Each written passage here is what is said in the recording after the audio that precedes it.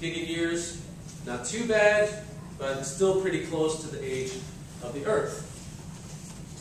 And if you want to play with these numbers, I advise you to go to Ned Wright's webpage where you can play with this calculator and put all the kind of numbers you like.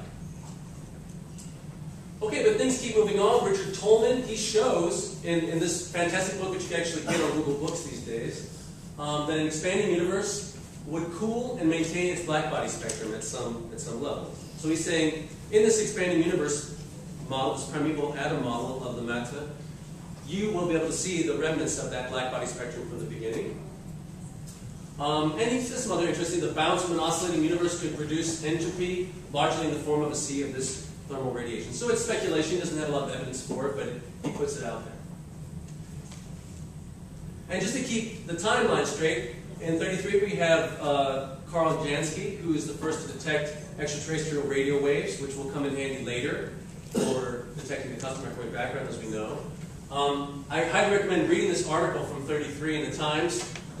As I say here, discovery extraterrestrial radio waves, but not intergalactic communication, where people were speculating that these radio waves were actually galaxies communicating with each other, but obviously not the case. Okay, so Eddington. I mentioned that Eddington was kind of a mentor to the Lamont, and I mentioned that they had a lot of communication. And it really was that paper that Lamont reminded him of that made him realize that probably the expanding universe model is the right model. And he spent a lot of effort promoting this model in the 30s. So he really should get a lot of credit for pushing that idea into the community and trying to get it accepted.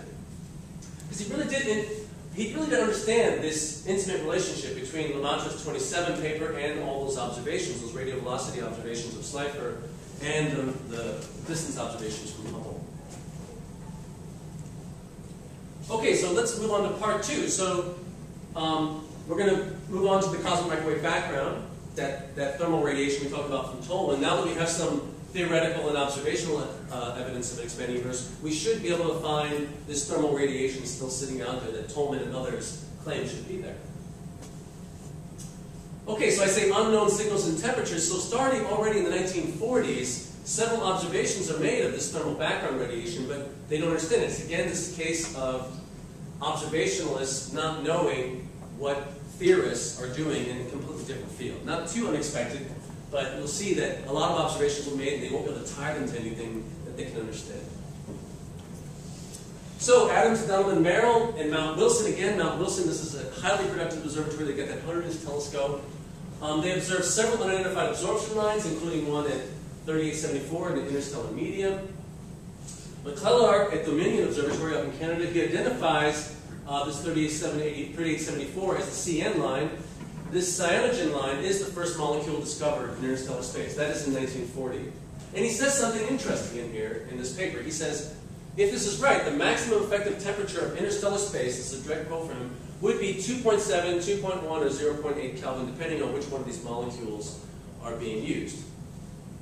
Not sure what he means by effective temperature of interstellar space, but that's the idea. Hertzberg in 1950, he publishes his book, Spectra of Diatomic Molecules, and I like this particular quote in here, because he knows about these observations too from some years earlier. And he says the intensity ratio of these lines have a rotational temperature of that 2.3 Kelvin we saw earlier, follows which he says, of course, has only a very restricted meaning. So a friend of mine, Lual Madola and Ames, pointed this quote to me a couple of years ago and said, isn't this really interesting? You know, what do you think it means? And I wasn't sure. But Jim Peebles, in his most recent book, claims to know the meaning is collisional excitation. That's what he thinks Hertzberg was talking about. He says that rotational temperature is from collisional excitation. That's what's causing the emission at that temperature. But again, a strange quote that people theorized about for a long time but didn't quite understand. Bob Dickey is another big, important player in the cosmic microwave background. In 1946, he publishes a paper, Atmospheric Absorption Measurements with a Microwave Radiometer. And to quote, he says, I find very little radiation from cosmic matter at radiometer wavelengths, less than 20 Kelvin, he says. However, the absolute accuracy is not so high, plus or minus 20 K. Small amount of cosmic noise, if distributed uniformly in direction, does not introduce too much error, but of course, plus 20 K, plus or minus 20 K is consistent with 0. So he doesn't know what this meaning is. He sees this signal in his telescope, but he's not sure what it is.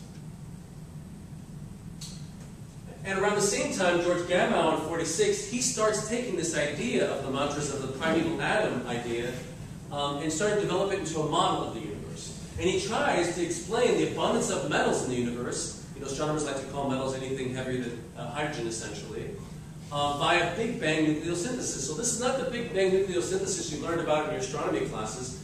This is a Big Bang nucleosynthesis where all the metals are created in the Big Bang. Everything. So you get everything from helium to iron created in one moment. It's great. You don't have to do anything. There's no stellar nucleosynthesis. They don't know about stellar nucleosynthesis back then. It's all done at once. It's a great idea, right? So he says he estimates the early rate of expansion of a matter-dominated Friedmann-Lemaitre model, as they were calling it by then. And again, he likes this Tolman's idea of a general theory of expanding the universe with this thermal radiation. Okay, then in 48, this famous alpha-beta gamma paper comes out, Chemical Abundances in Big Bang Nucleosynthesis. Why this paper is kind of famous is it's the one that actually does the calculations to show that it might be possible to do this. The idea was that it would be done through neutron capture. Of course, later they find out neutron capture only works so far. But the story behind this paper is kind of amusing. The alpha, beta, gamma, you see I've got beta in parentheses here because the paper was originally Alpher's paper and Gamow was his advisor.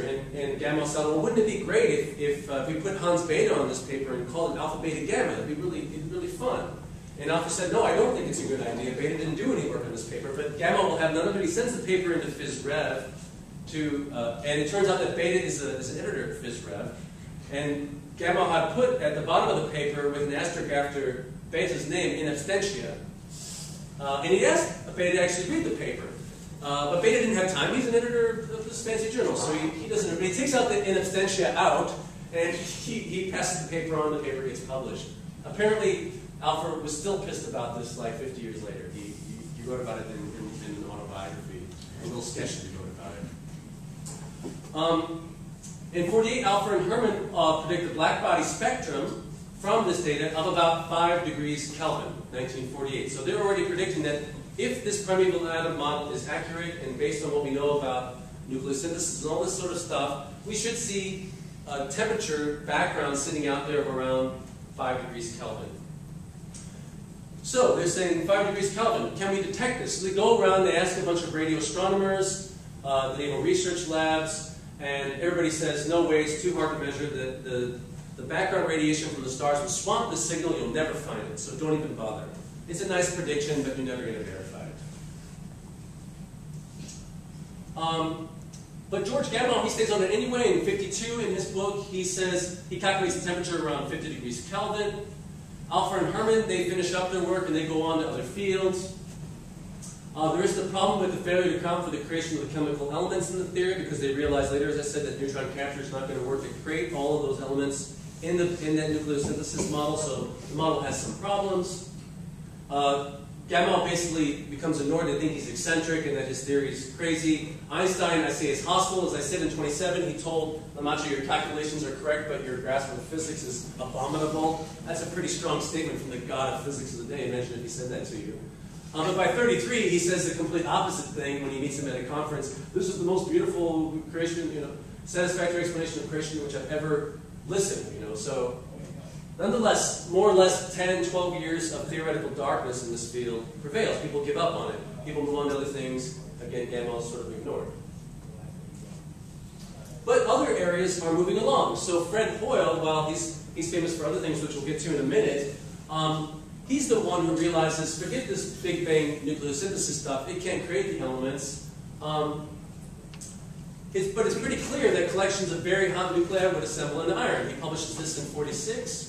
In 48, he becomes famous with Bondi and Gold for publishing these papers on the steady state theory. They won't have any of these non-static solutions of Einstein's GR equations. In 54, Hoyle finds that actually stellar fusion can synthesize the elements between carbon and iron. As I said, you can probably use neutron capture up to carbon in that Big Bang nucleosynthesis, but you can't do much beyond that. And of course, the famous B squared FH paper, Burbage, Fowler, and Hoyle, come up with a complete theory of stellar nucleosynthesis. So it's not until 1956 that we have a complete theory to figure out where all the metals in the universe are coming from. And then, of course, 67, this other famous paper by Wagner, Foyle, and Haller, light element nucleosynthesis. Okay, and then, of course, what Fred Hoyle's really famous for is this, calling this primeval atom model of Lemaitre's The Big Bang. In a radio interview, the claim is that he was talking about it, and he ridicules the model by calling it, oh, that silly Big Bang model.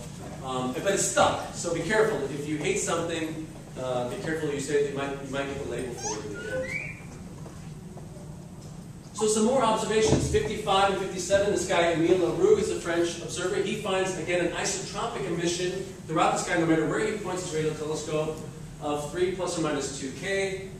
This was a thesis. I don't think he did much work more beyond that. And the claim is that it was that he claimed it might be of extragalactic origin, but I haven't actually been able to verify the original source for that. That's been one of the things that has been the most important in doing the research for this talk, is actually looking at the original source material. A Russian astronomer, Tigran Shmeyanov, he measures a direction-independent radiation again at a wavelength of around 3.2, and he again says this effective temperature of the radiation background appears to be 4 plus or minus 3K, but again, these guys are observationalists. They don't know anything about this sea of photons that might be out there left over that Gamow and others have predicted. But back to the Hubble constant for a minute. So we have Alan Sandage. You can see the Hubble constant is dropping in numbers as they get better and better distances to the objects. So by 1958, Alan claimed that the universe is about 13 billion years old, and that fits quite nicely in with the nature of the Earth around 4 billion years old. People are comfortable with that. Okay, so a little bit more on observations. Let me talk a little bit about the Echo 1 satellite, which went up in 1960. Bell Laboratories in Holmdel in New Jersey, they start to construct a very sensitive radio telescope at around 13 centimeters. And the idea was to study the reception of radio signals, as I say here, passively reflected from the Echo 1 satellite. This is one of the first telecommunications satellite that ever existed. Does anybody know what a passive telecommunication satellite looks like? Any hands? Any ideas? This is a passive telecommunication satellite. So this is a Mylar film. They shove this into the nose corner of an ICBM. They launch it into space. They open it up, and they bounce signals off it between Europe and the US. So that radio receiver in Holmdel was used for the telecommunications, this telecommunications satellite, as we call it. Okay, early 60s work. So, as I said, there was this period of theoretical darkness, but now things are opening up again. Bob Dickey and Jim Peebles, they re-derived Gamow and Alpha CMB prediction. Dickey remembers his 46 paper with this strange temperature, less than 20K, with those giant error bars. And they redo the prediction theoretically, and they predict it should be around 10 Kelvin. That's where it should be, and that's what they should look for. So they say, okay, our theory says that, let's start looking for this radiation. So they start building a radio receiver at Princeton on the top of the physics department to look for this background radiation. And around exactly the same time, Yakov Zeldovich also remembers Gamow's work. He calculates a temperature of around 20 degrees Kelvin, and he says, well, I don't think this is detectable because, you know, everybody says that. But he asks his students, Doroshkevich and Novikov, to see if it's detectable theoretically. This was to support his cold Big Bang model of the universe. He of course, didn't think you could synthesize elements in the hot Big Bang model of Gamow. And again, really, his and Dickey's work is the first time to re-energize this field. So in 1963, the telescope, that Holmdel telescope starts to be used for radio astronomy at around 7 centimeters, using a leftover receiver from another project. And it was a very sensitive telescope, the most sensitive instrument in the world for detection of radio waves from large areas of the sky. That's what the telescope looks like in Holmdel. 1964, finally, Novikov and Doroshkevich, they show that the relic radiation should be detectable, contrary to what Gamow said and what these other radio astronomers had been telling them. And they said it should be found in the microwave regime where other galactic sources have weak emission. Here's the plots from the paper. Here's what the spectrum of the galactic sources would have been, and this is what the CMB signal would have looked like for 1 degree Kelvin.